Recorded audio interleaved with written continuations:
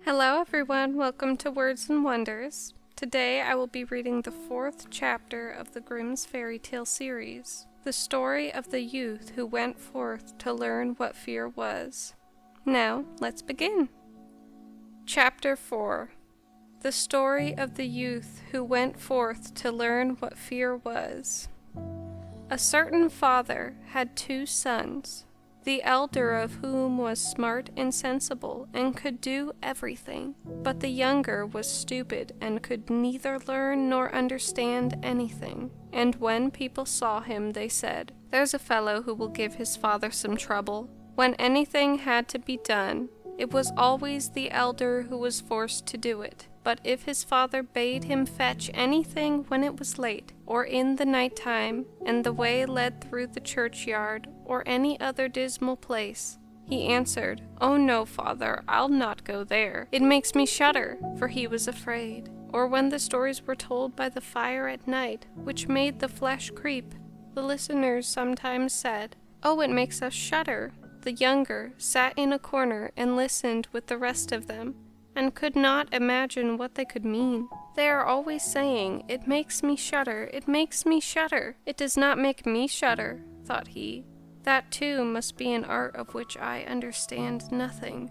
Now it came to pass that his father said to him one day, "Hearken to me, thou fellow in the corner there. Thou art growing tall and strong, and thou too must learn something by which thou canst earn thy living. Look at how thy brother works, but thou dost not even earn thy salt." "Well, father," he replied, "I am quite willing to learn something. Indeed, if it could be managed, I should like to learn how to shudder. I don't understand that at all yet." The elder brother smiled when he heard that, and thought to himself, "Good God, what a blockhead that brother of mine is! He will never be good for anything as long as he lives. He who wants to be a sickle must bend himself betimes." The father sighed and answered him, "Thou shalt soon learn what it is to shudder, but thou wilt not earn thy bread by that." Soon after this the sexton came to the house on a visit, and the father bewailed his trouble, and told him how his younger son was so backward in every respect that he knew nothing and learned nothing. "Just think," said he, "when I asked him how he was going to earn his bread, he actually wanted to learn to shudder." "If that be all," replied the sexton, "he can learn that with me. Send him to me, and I will soon polish him." The father was glad to do it, for he thought, "It will train the boy a little." The sexton therefore took him into his house, and he had to ring the bell. After a day or two, the sexton awoke him at midnight, and bade him arise and go up into the church tower and ring the bell. "Thou shalt soon learn what shuddering is," thought he, and secretly went there before him. And when the boy was at the top of the tower and turned round, he was just going to take hold of the bell rope. He saw a white figure standing on the stairs opposite of the sounding hole. "Who is there?" cried he. But the figure made no reply, and did not move or stir. "Give an answer," cried the boy, "or take thyself off. Thou hast no business here at night." The sexton, however, remained standing motionless, that the boy might think he was a ghost. The boy cried a second time, "What do you want here? Speak if thou art an honest fellow, or I will throw thee down the steps." The sexton thought, "He can't intend to be as bad as his words," uttered no sound, and stood as if he were made of stone. Then the boy called to him for the 3rd time, and as that was also to no purpose, he ran against him, and pushed the ghost down the stairs, so that it fell down 10 steps and remained lying there in a corner. Thereupon he rang the bell, went home, and without saying a word went to bed, and fell asleep. The sexton's wife waited a long time for her husband, but he did not come back. At length she became uneasy, and wakened the boy and asked, "Dost thou not know where my husband is? He climbed up the tower before thou didst." "No, I don't know," replied the boy. but someone was standing by the sounding hole on the other side of the steps, and as he would neither give an answer nor go away, I took him for a scoundrel and threw him downstairs. Just go there and you will see if it was he. I should be sorry if it were." The woman ran away and found her husband, who was lying moaning in the corner and had broken his leg. She carried him down, and then with loud screams she hastened to the boy's father. "Your boy," cried she, "has been the cause of a great misfortune. He has thrown my husband down the steps and made him break his leg. Take the good-for-nothing fellow away from our house." The father was terrified, and ran thither, and scolded the boy. "What wicked tricks are these?" said he. "The devil must have put this into thy head." "Father," he replied, "do listen to me. I am quite innocent. He was standing there by night like one who was intending to do some evil. I did not know who it was, and I entreated him 3 times either to speak or to go away." "Ugh," said the father, "I have nothing but unhappiness with you. Go out of my sight. I will see thee no more." "Yes, father, right willingly. Wait only until it is day. Then will I go forth and learn how to shudder, and then I shall at any rate understand one art which will support me." "Learn what thou wilt," spake the father.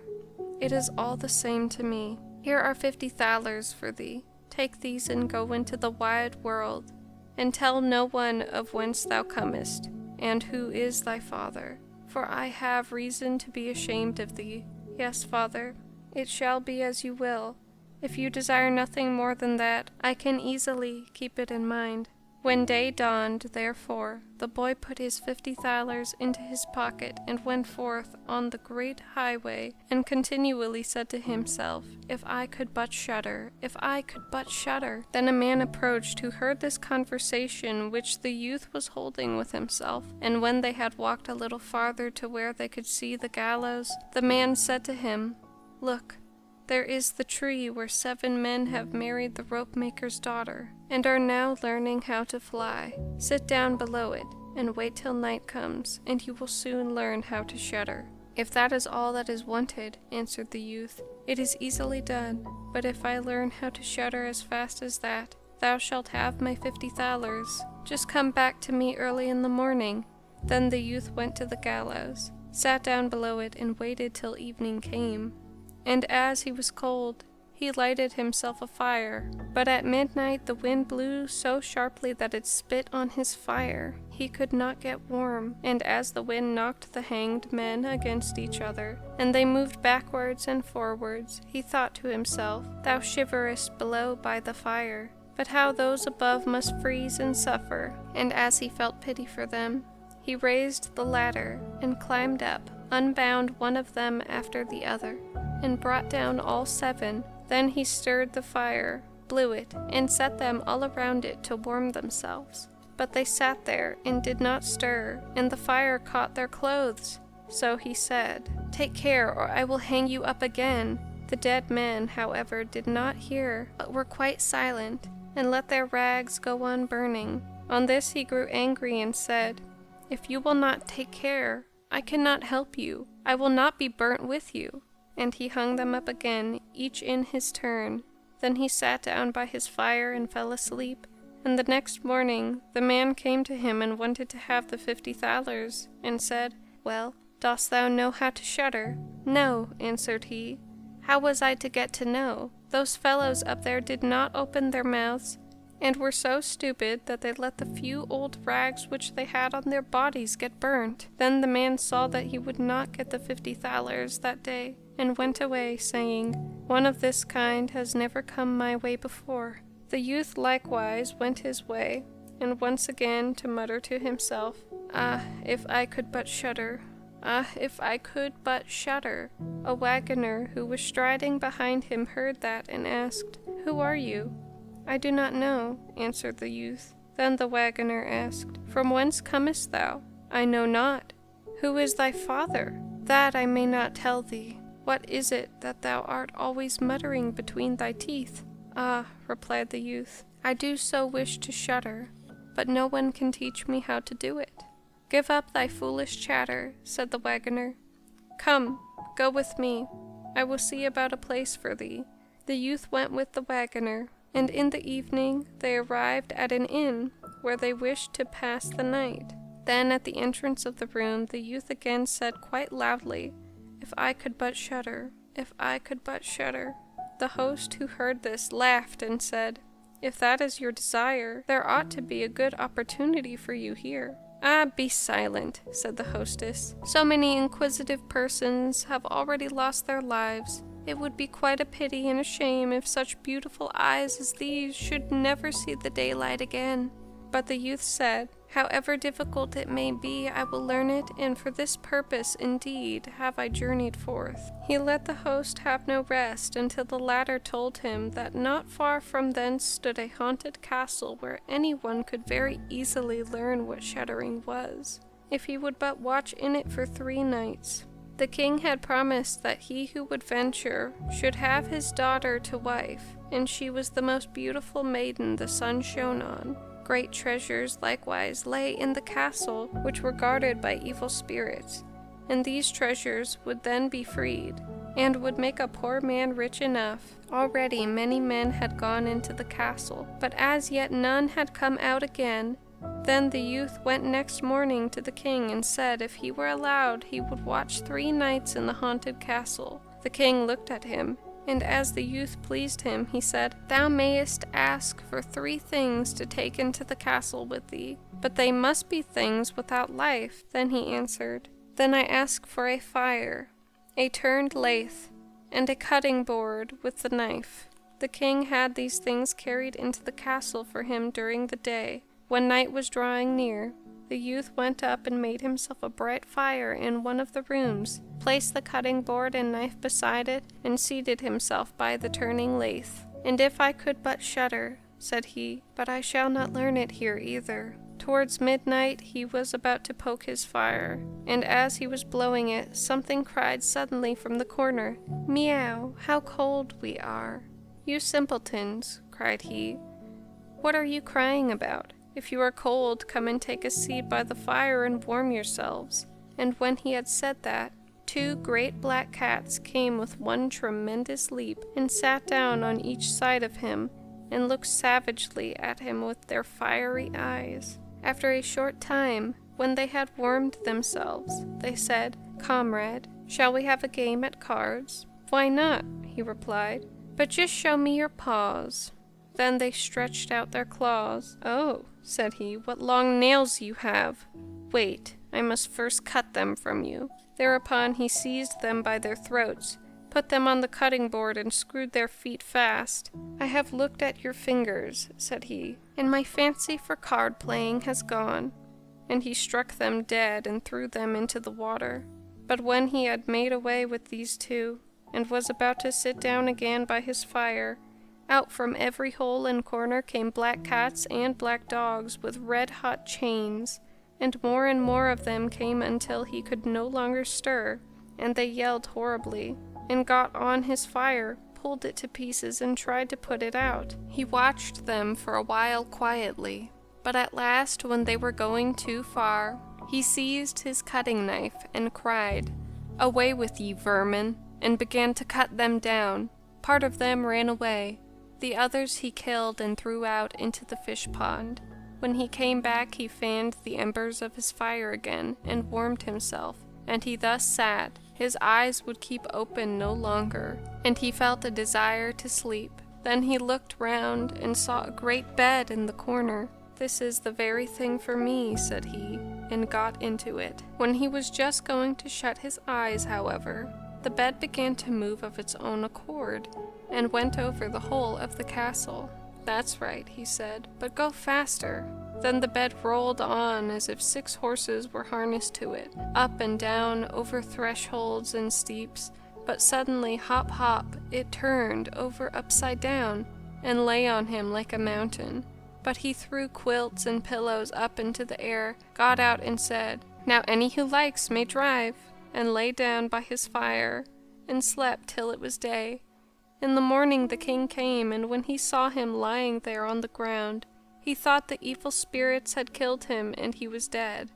Then said he, "After all, it is a pity. He is a handsome man, The youth heard it, got up, and said, "It has not come to that yet." Then the king was astonished, but very glad, and asked how he had fared. "Very well indeed," answered he. "One night is past. The 2 others will get over likewise." Then he went to the innkeeper, who opened his eyes very wide, and said, "I never expected to see thee alive again. Hast thou learned how to shudder yet?" "No," said he, "it is all in vain. If someone would but tell me." The second night he again went up into the old castle, sat down by the fire, and once more began his old song, "If I could but shudder." When midnight came, an uproar and noise of tumbling about was heard. At first it was low, but it grew louder and louder. Then it was quiet for a while, and at length, with a loud scream, half a man came down the chimney and fell before him. "Hullo!" cried he, "another half belongs to this. This is too little." Then the uproar began again. There was a roaring and a howling, and the other half fell down likewise. "Wait," said he, "I will just blow up the fire a little for thee." When he had done that and looked round again, the 2 pieces were joined together, and a frightful man was sitting in his place. "That is no part of our bargain," said the youth. "The bench is mine." The man wanted to push him away. The youth, however, would not allow that, but thrust him off with all his strength and seated himself again in his own place. Then still more men fell down, one after the other. They brought 9 dead men's legs and 2 skulls, and set them up and played at 9 pins with them. The youth also wanted to play, and said, "Hark you, can I join you?" "Yes, if thou hast any money." "Money enough," replied he, "but your balls are not quite round." Then he took the skulls and put them in the lathe, and turned them till they were round. "There, now they will roll better," said he. "Hurrah! Now it goes merrily." He played with them, and lost some of his money, but when it struck 12, everything vanished from his sight. He lay down and quietly fell asleep. Next morning the king came to inquire after him. "How has it fared with you this time?" asked he. "I have been playing at 9 pins," he answered, "and have lost a couple of farthings." "Hast thou not shuddered then?" What?" said he. "I have made merry, if I did but know what it was to shudder." The third night he sat down again on his bench and said, quite sadly, "If I could but shudder." When it grew late, 6 tall men came in and brought a coffin. Then said he, "That is certainly my little cousin who died only a few days ago." And he beckoned with his finger and cried, "Come, little cousin, come." They placed the coffin on the ground, but he went to it and took the lid off, and a dead man lay therein. He felt his face, but it was cold as ice. "Stop," said he, "I will warm thee a little," and went to the fire and warmed his hand, and laid it on the dead man's face, but he remained cold. Then he took him out, and sat down by the fire, and laid him on his breast, and rubbed his arms, that the blood might circulate again, and this also did no good. He thought to himself, "When 2 people lie in bed together, they warm each other," and carried him to the bed, covered him over, and lay down by him. After a short time the dead man became warm too, and began to move. Then said the youth, "See, little cousin, have I not warmed thee?" The dead man, however, got up and cried, "Now will I strangle thee." "What?" said he. "Is that the way thou thankest me? Thou shalt at once go into thy coffin again." And he took him up, threw him into it, and shut the lid. Then came the 6 men and carried him away again. "I cannot manage to shudder," said he. "I shall never learn it here as long as I live." Then a man entered who was taller than all others, and looked terrible. He was old, however, and had a long white beard. "Thou wretch," cried he, "thou shalt soon learn what it is to shudder, for thou shalt die." "Not so fast," replied the youth. "If I am to die, I shall have to have a say in it." "I will soon seize thee," said the fiend. "Softly, softly, do not talk so big. I am as strong as thou art, and perhaps even stronger. "We shall see," said the old man. "If thou art stronger, I will let thee go. Come, we will try." Then he led him by dark passages to a smith forge, took an axe, and with one blow struck an anvil into the ground. "I can do better than that," said the youth, and went to the other anvil. The old man placed himself near and wanted to look on, and his white beard hung down. Then the youth seized the axe, split the anvil with one blow, and struck the old man's beard in with it. "Now I have thee," said the youth. "Now it is thou who will have to die." Then he seized an iron bar, and beat the old man till he moaned, and entreated him to stop. He would give him great riches. The youth drew out the axe and let him go. The old man led him back into the castle, and in a cellar showed him 3 chests full of gold. "Of these," said he, "one part is for the poor, the other for the king. The third is thine." In the meantime it struck 12, and the spirit disappeared. The youth therefore was left in darkness. "I shall still be able to find my way out," said he, and felt about, found the way into the room, and slept there by his fire. Next morning the king came and said, "Now thou must have learned what shuddering is." "No," he answered. "What can it be? My dead cousin was here, and a bearded man came and showed me a great deal of money down below, but no one told me what it was to shudder." "Then," said the king, "thou hast delivered the castle and shalt marry my daughter." "That is all very well," said he, "but still I do not know what it is to shudder." Then the gold was brought up and the wedding celebrated. But however so much the young king loved his wife, and however happy he was, he still said always, "If I could but shudder, if I could but shudder."